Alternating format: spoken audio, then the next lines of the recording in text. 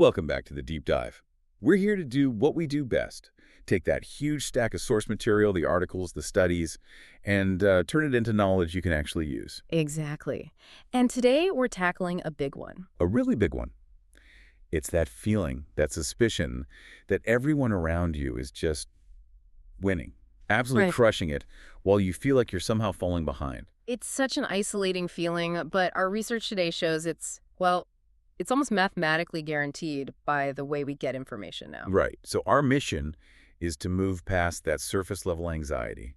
We've got sources from, foundational psychology in the 1950s all the way up to 2025 meta-analyses. We're going to give you the mechanics behind why the comparison feels so unfair. So let's just jump right in, because the core illusion here is that the deck is stacked against you from the very start. It is. The comparison is unfair by design. It's all about the imbalance of information. Think about it this way.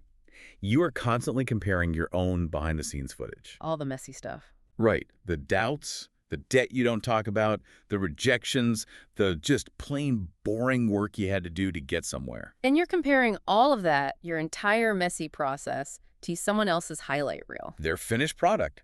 The shiny new job title on LinkedIn. The perfect vacation photo. The award on the shelf. It's a total apples to oranges situation. And in that comparison, you are always going to feel like you come up short. It's inevitable. So this isn't just an Instagram thing then. The impulse to compare, that's been around for a while. Oh, absolutely. The academic bedrock for this is social comparison theory. Leon Festinger laid it out way back in 1954. Okay, so what's the core idea? It's that we have this natural drive to evaluate ourselves. And when there's no objective measure for something... Like, am I doing well in life? You can't just look that up. Exactly. So what do? You look around, you compare yourself to other people to get a benchmark, to see where you stand. But the people we're looking at have changed so much since the 50s.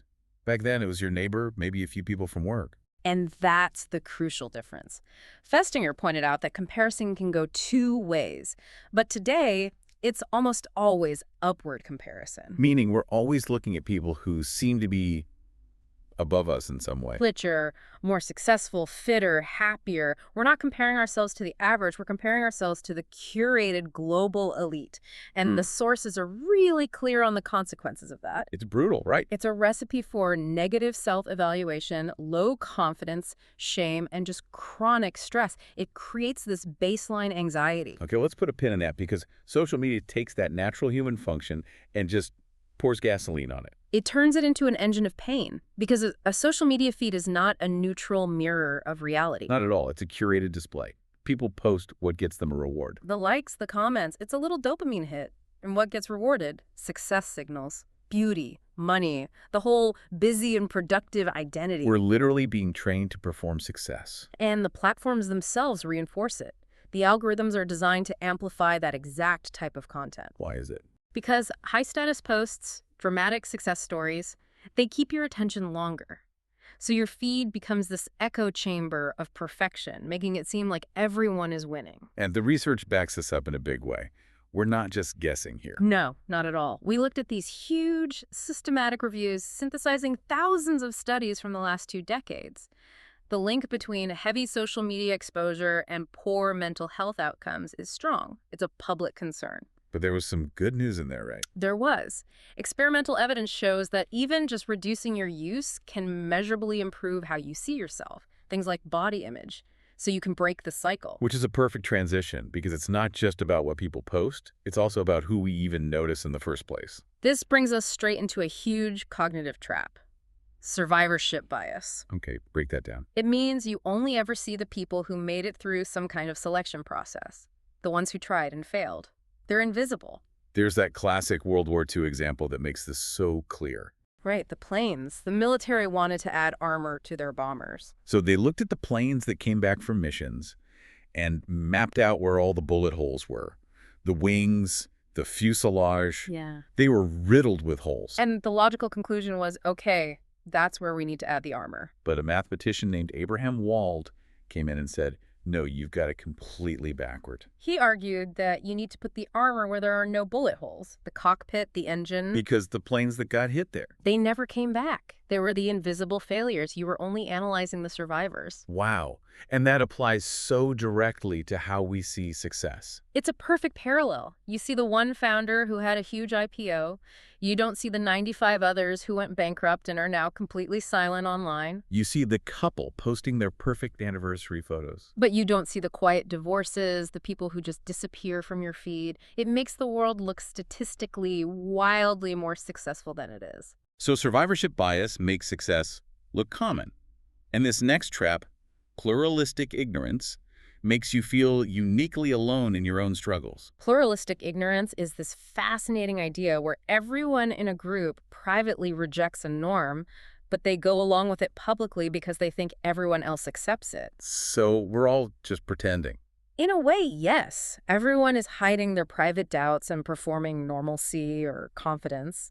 In a meeting, you might feel totally lost, but you look around and everyone else is nodding. So you think, oh God, it's just me. I'm the only one who doesn't get it. When in reality, half the room is probably feeling the exact same way. They're just all putting on the same performance. It creates this silent consensus of insecurity. Okay, so the external world is distorted.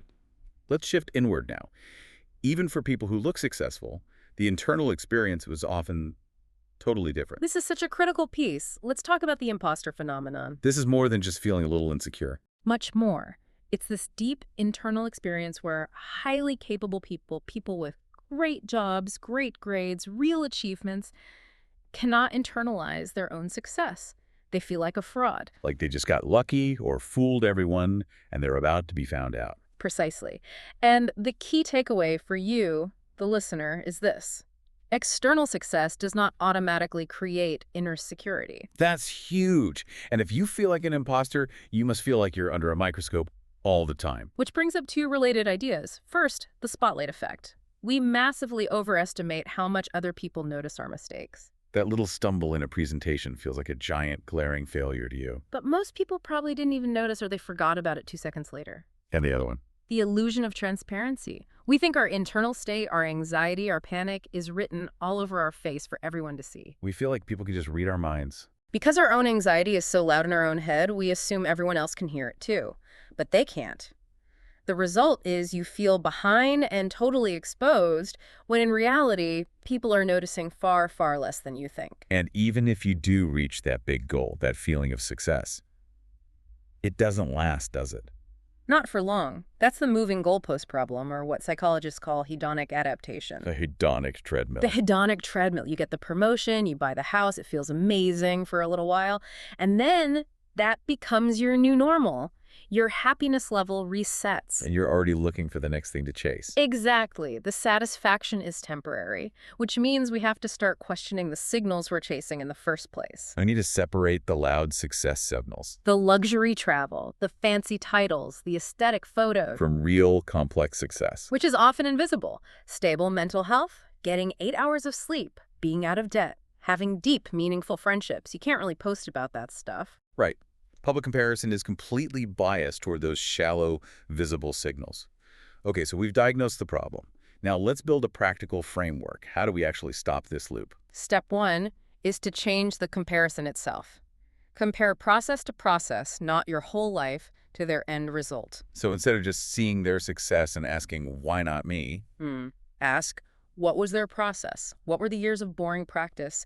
What did they sacrifice? Who helped them? You have to reconstruct the invisible part of their iceberg. I like that. Okay, what's step 2? Use base rates. This is how you fight survivorship bias. Instead of just seeing a success and assuming it's common, ask, how common is it really? So look up the actual statistics. Yeah. What percentage of startups actually succeed? How many people truly earn that much? Yes, it recalibrates your sense of normal. It proves that what you're seeing online is the exception, not the rule. Step 3 is about controlling your input. Reduce the distorted input. If your feed is nothing but extreme wealth, perfect bodies, and hustle culture, your brain will start to think that's reality. The research shows that even small reductions can make a big difference. Okay, step 4. Replace comparison with information. Stop asking, why them and not me? And start asking, what can I learn from this? Is there one small, practical step here that I can copy or adapt? It turns envy into a strategy. Exactly. And finally, step 5, which might be the most powerful. Let me guess. Talk to real people. Talk to real people, in private. This is how you shatter pluralistic ignorance. Ask someone you admire, hey, tell me about a time you failed, or what was your biggest rejection? And you'll find that they have stories. They'll admit to anxiety, to burnout, to all the things they don't post about. And that honesty just collapses the gap between their public image and their private reality. It's an incredible relief. So, to wrap this all up then, The feeling that everyone looks successful except you isn't a personal failure. It's a predictable outcome of hardwired psychology, like social comparison, being amplified by distorted information systems like algorithms and survivorship bias. And it's maintained by internal habits like the impostor phenomenon. Understanding that system is the first step to freeing yourself from it. and we want to leave you with one final thought to mull over. If the hedonic treadmill means that even huge external achievements don't bring lasting satisfaction, and if the things we see and compare ourselves to are often shallow, what's the invisible success factor? What's the quiet internal measure? Maybe it's peace, maybe it's mastery, maybe it's connection that doesn't fade. And maybe why isn't that the only measure we should really care about? Something to think about. Until next time.